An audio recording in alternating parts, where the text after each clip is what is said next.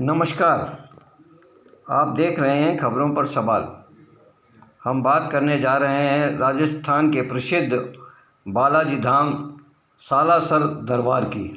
सालासर दरबार धाम में 5 तारीख को हिसार से आए एक परिवार के साथ बाउंसरों द्वारा की गई मारपीट, उसके बाद तमाम सारे शिकवे शिकायत, तमाम सारे वीडियो वायरल हुए और कन्हैयालाल मित्तल जैसे गायक बीच में समझौता कराने के नाम पर कूदे और दुनिया भर की बातें हुई। लेकिन अब हाल फिलहाल उस पूरे मामले में पटाक्षेप हो गया है, क्योंकि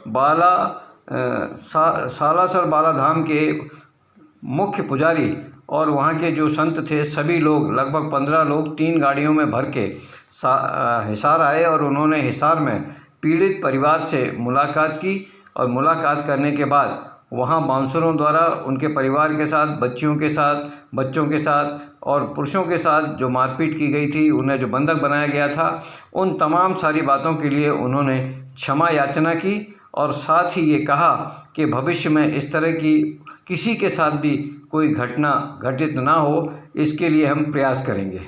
संजय जो परिवार के मुखिया थे, उन्होंने भी मीडिया से चर्चा करते हुए इस बात को स्वीकार किया है कि अब उनका जो व्यक्तिगत विवाद था, मारपीट को लेकर, उनके परिवार को परेशान करने को लेकर, साथ ही उन पर ये दबाव बनाया जा रहा था कि वो मंदिर पे जाकर वहाँ पुजारियों से माफ़ी मांगें, बाउंसरों से माफ़ी मांगें।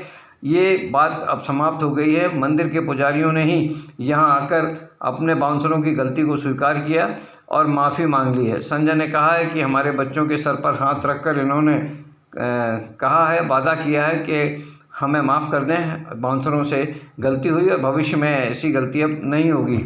इस मामले में हम तारीफ़ करना चाहेंगे हिसार के उन लोगों की जिन लोगों ने संजय के परिवार का पूरा साथ दिया। सभी लोगों ने मीटिंग की, मीटिंग करके 21 सदस्यों की एक समिति बनाई और तय किया कि 21 सदस्यों की समिति जो निर्णय करेगी हम वो करेंगे। और इस फैसले में, इस क्षमा याचना वाले मामले में भी उस समिति के जो सर्वे सर्वा थे वो और उनके सदस्य, इन सभी ने अहम भूमिका अदा की।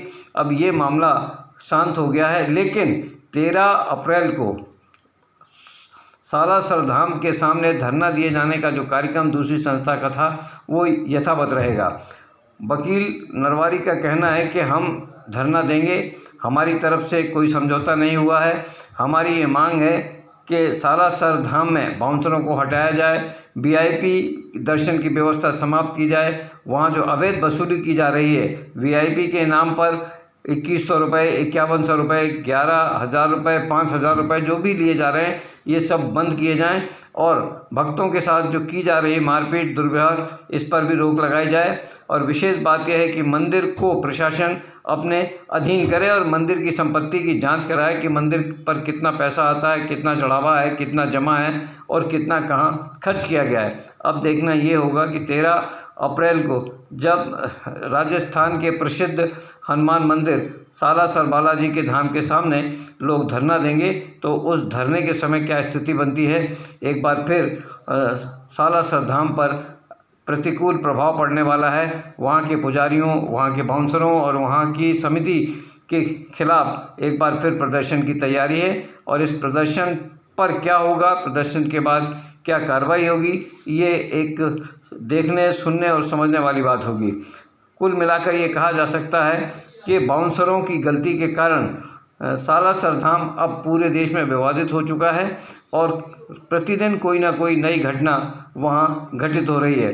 अब ये खबरें सोशल मीडिया पर चल रही हैं, मीडिया में भी चल रही हैं, तो इन खबरों पर सवाल होना लाजमी है। खबरों पर सवाल के लिए मैं जय सिंह चौहान, भोपाल से।